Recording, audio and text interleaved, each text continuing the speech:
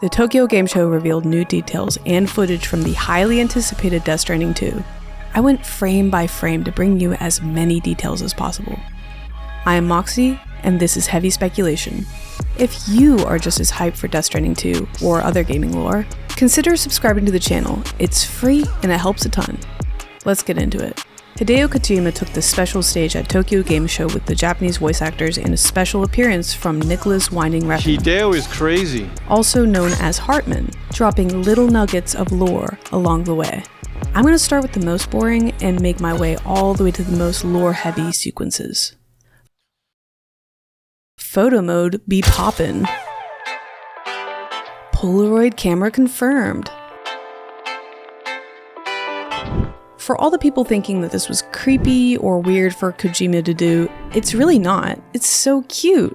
I'm really glad that he expanded it to be Sam taking pictures of Fragile Tomorrow and Rainy. I personally love the photo mode stuff with Sam and the photo shoot mode. They look like they're having fun to me.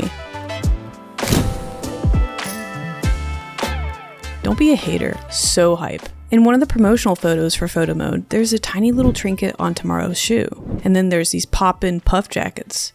Look, even Dollman has a jacket. The jackets say, Dooms only, except no substitutes, level 9, timefall protection on the sleeves. Sufferers constantly endure nightmares of an apocalypse. If Dooms is indeed Amelie's gift to us, her shared dream of our future. Nightmares that haunt us, the visions of an inescapable future. And Dooms started spreading my nightmares to others throughout the world. Amelie wanted to understand why all she could envision was an extinction event, and shared the vision with those who became Doom sufferers. She's the source of it all! It was me that got you and everyone with Dooms into this. All Doom sufferers see the world explode from Amelie's beach. There are levels to this shit.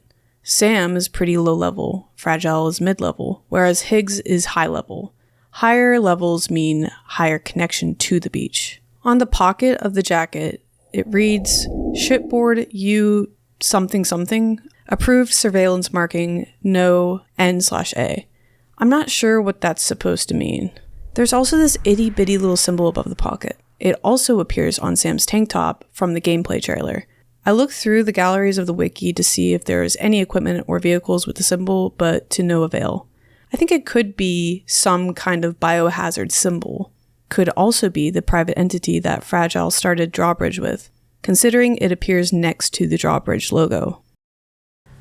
Okay, so this is post-production after uploading Mox talking here, and I actually had the Horizon Dreamer song on this, but it was copyright struck, and I was like, that's weird, and we figured out that it was actually licensed courtesy of Sonic Groove, so they don't even own the music license, like Death Stranding doesn't. It's not like the other songs where they were made exclusively for the game, whereas like they would hold the copyright for that. Instead, we're gonna have the Wii shop music, the Wii channel music instead. Sorry. Something worth noting is that in this sequence, Dollman doesn't have the stop motion effect like every other sequence. And one thing that does remain is the threads coming from the puppet. Banoon mentioned offhandedly that this also might be Dollman's human form. There's a sound effect as Daichi Miura mimics the sound effect of an Odra deck. I have no idea what the translation is for these lyrics, which I tried searching for. I really did, but the auto captions were weird. Hey, post-production Mox here. So user Navenom, Venom, posted this post that said, a year ago, Kojima talked about having new ideas for the songs in Death Stranding 2, and yesterday they showed a concert playing inside the private room through the chiral network. The song is called Horizon Dreamer. Singer Daichi Miura was in Dark Souls, was in Death Stranding 1 as a character called the Musician, and as a gift he gives you a harmonica. So I didn't know that was him, but so he is a real person in the game. Pretty cool stuff. Bridge of the DHV Magellan.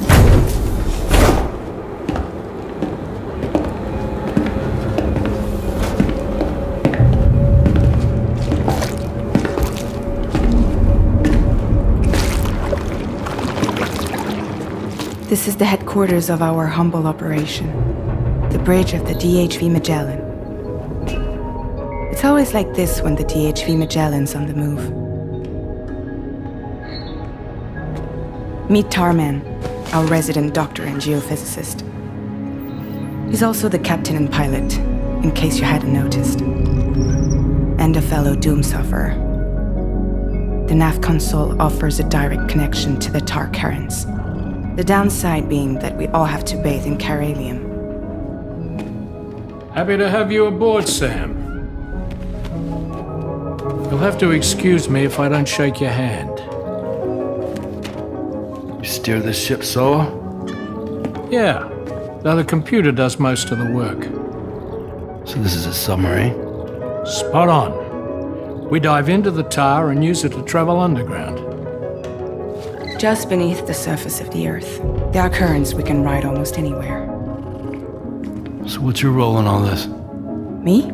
I make sure Drawbridge's grand plans go off without a hitch. So you're the commander? That's right. These days I'm fragile in name only.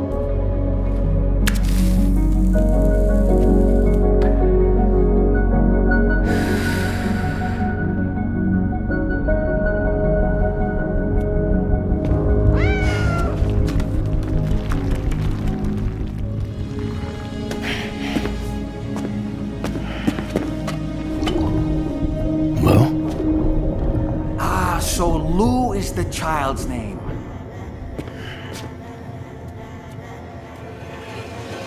Hello? Excuse you. I too am a member of Drawbridge, believe it or not. It is an honor, Sam.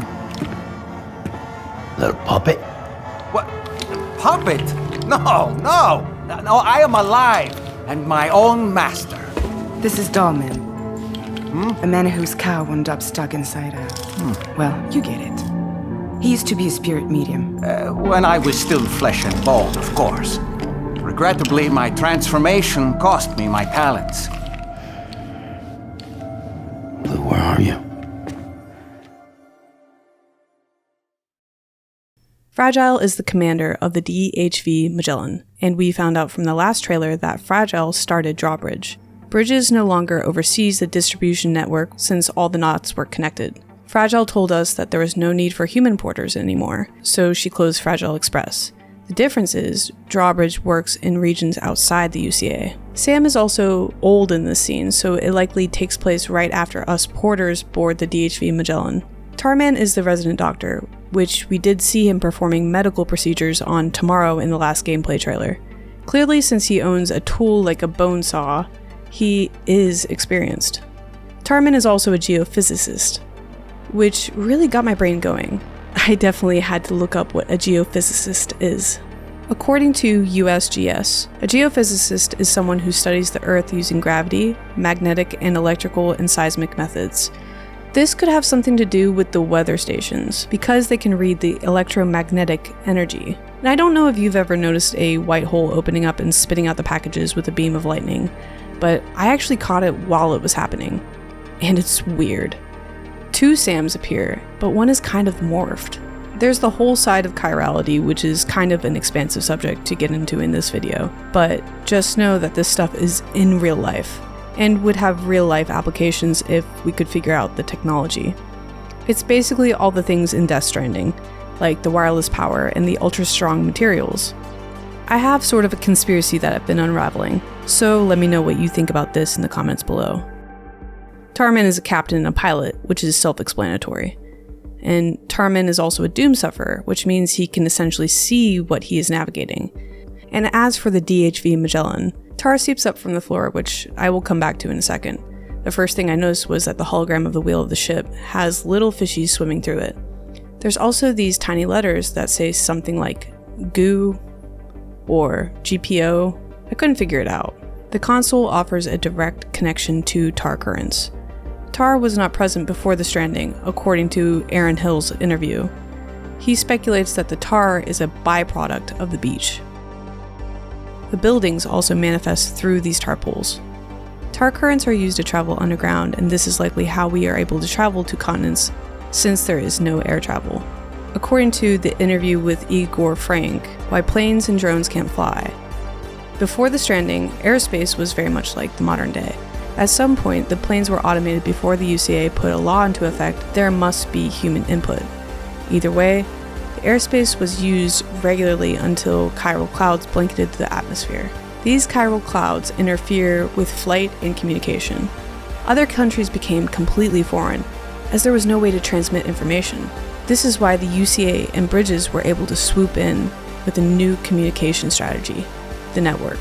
Highways are also made out of the weird tar. We build them using a combination of chiralium, metal, and chemicals to be made, and they also directly supply power to the bridge's vehicles. So I imagine that the DHV Magellan is supercharged with this stuff. All passengers have to bathe in chiralium, meaning all the passengers should be doomed sufferers. And this is somewhat confirmed since the jackets worn by Rainy, Tomorrow, and Dollman all say dooms only. Speaking of Dollman is a member of Drawbridge, and I wonder what kind of companionship he will provide. Will we be able to communicate with BTs? It's an interesting thought. He is familiar with Heartman, meaning he likely worked with Bridges 1 in the past in a role that involved Heartman. Dollman is hanging from one of those threads since we saw it coming off of Tomorrow in the first trailer, whereas strands are connected to those on the beach. Dollman was a spirit medium. Mediumship works as a liaison between a family and a loved one in the spirit world, with a Bluetooth connection through meditation.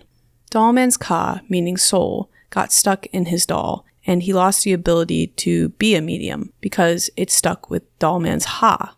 With that being said, if Higgs has Amelie's Ha, Higgs would be really powerful. I mean, she is the absolute pinnacle of dooms because she is the extinction entity. This obviously means that Higgs is going to be stronger and a lot harder to beat since the last game. Moving on to Heartman's lab.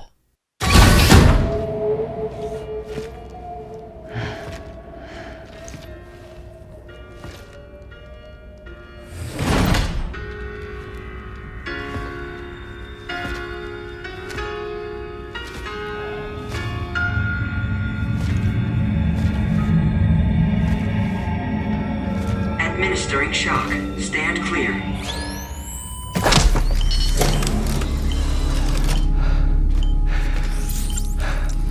Upper Beach reference frame confirmed. UB coordinates are L 47.37, B plus 6.32.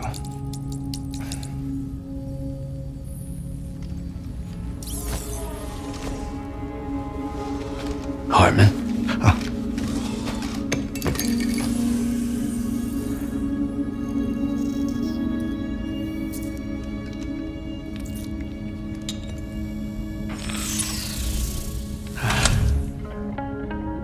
You're looking well, Sam. Thank you for coming. Oh. It's been a while. Ticker still holding up? Thanks to this support unit, I can flatline anytime, anywhere, without worry. No need for beds and the like either. I can sleep standing up. Not bad, eh? Heartman confirmed. When Sam first walked into the room, the background appears to be some kind of underground destroyed facility, perhaps in Mexico. The eerie thing is, when the window opens of Heartman's lab, it shows Heartman's lab from the central region. His lab is also oriented slightly differently. There's no upper staircase or platform at the entrance. I'm guessing this is like when Bridget was getting treatment. The whole room and all the people were holograms. Heartman's heart is inside of what looks like a modified BB pod or a custom-made unit. Considering everything is printed through a chiral printer, it's likely the latter. He also has a powerful suit to keep him safe. Because low-key, I was always worried about him hitting his head on the desk. And let us not forget about the impeccable new drip. Heartman says, Upper Beach reference frame confirmed.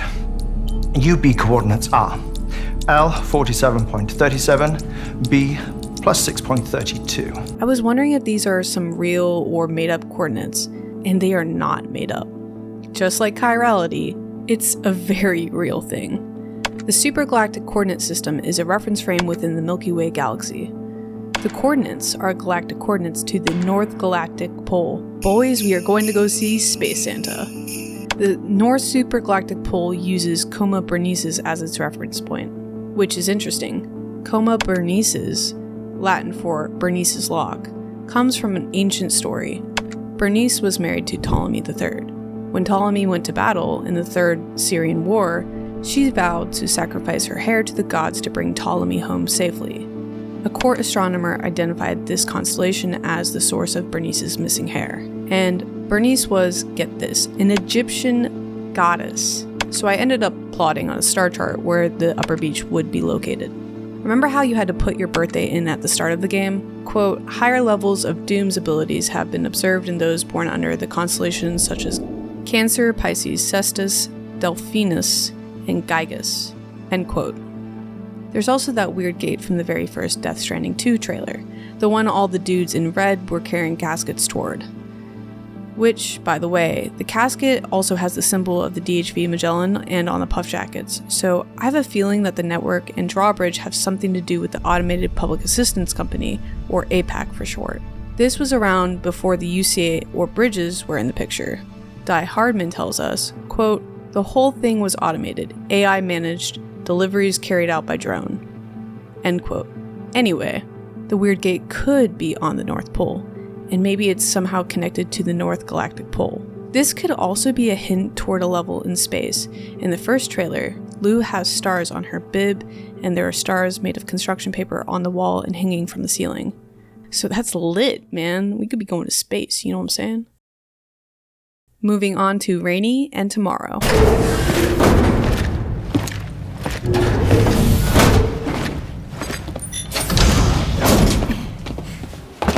Thank you.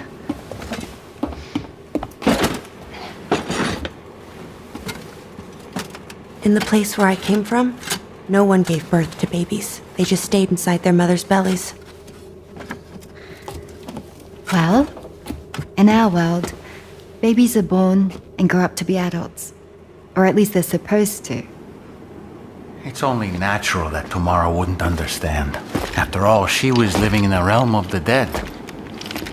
I wouldn't expect children to be born into such a place. But Rainy's baby will be born, right?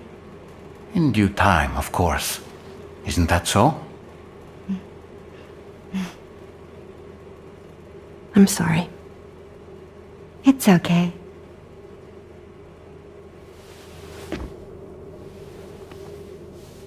Raindrops are falling on my head. And just like the guy whose feet are too big for his bed, nothing seems to fit. Those raindrops are falling on my head, they keep falling. So I just did me some talking to the sun. Oh, that was terrible. I thought it was pretty good, actually.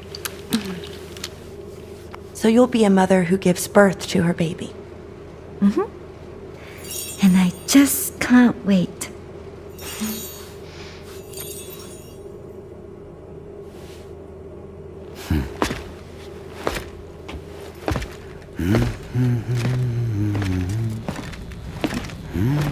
Talk about terrible, Sam. I've heard dogs with better tone. Let's talk about these bells. Lisa, who appears to be an insider working for Kojima Productions, said on Twitter, when I first heard it, I thought it was maybe jewelry or something, but watching it multiple times, I couldn't see anything. At Viking Mike 91 said, I might be wrong, but I think it's coming from the ring. The ring looks like it's replacing the cufflink from the first game. And in the first game, Mama used her Odra deck to soothe her by baby. Maybe Rainy is using the ring in a similar way. Benoon also mentioned that the sound from Rainy was probably her ring, and I think it has something to do with her powers. Benoon also seems to think that it sounds like a wind chime. I'm not so sure though. When I heard this bell, it sounded super familiar. At first I thought it somewhat sounded like a boating ball or a Chinese medicine ball. They are mainly used to improve dexterity or for physical therapy on the hand. However, I didn't feel like this fit exactly. I did a bit more research and I came across the Kagura Suzu.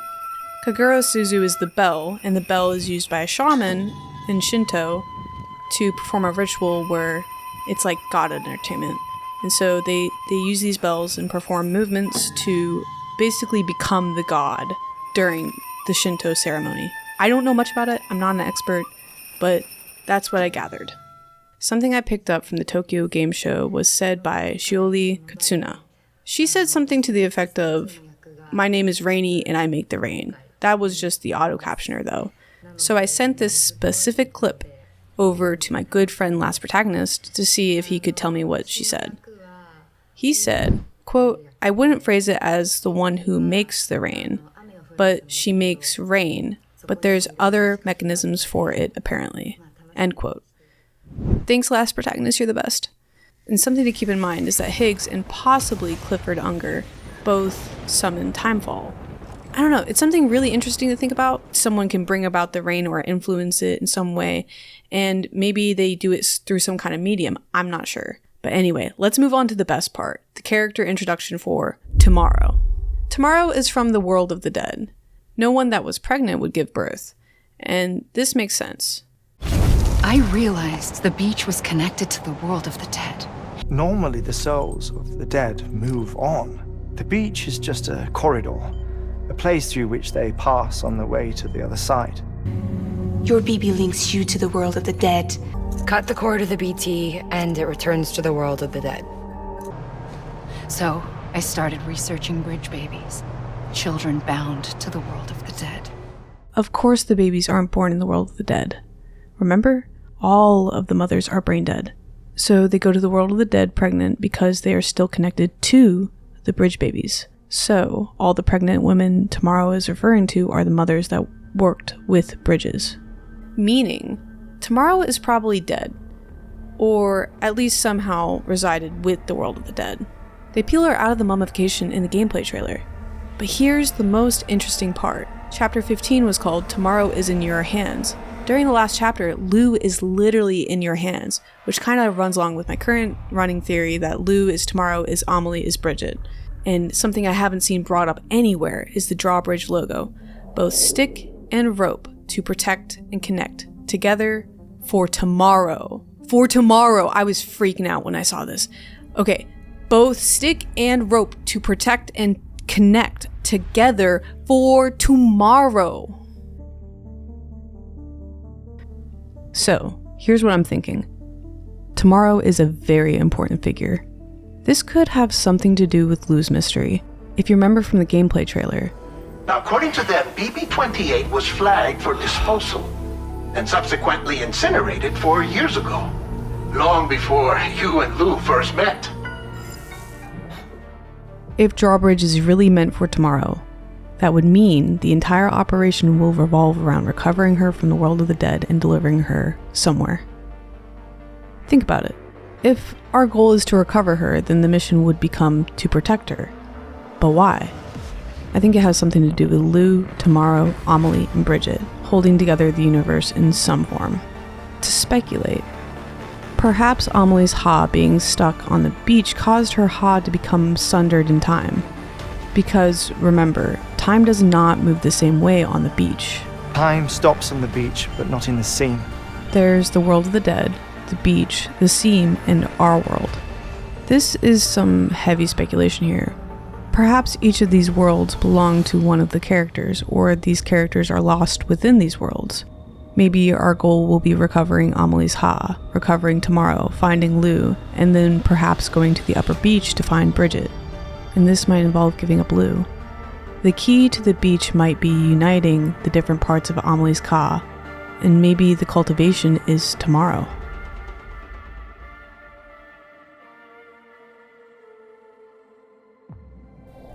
The last thing I wanted to bring up was the release date. To once again quote Kojima, while we haven't announced the release date yet, we naturally already have one set.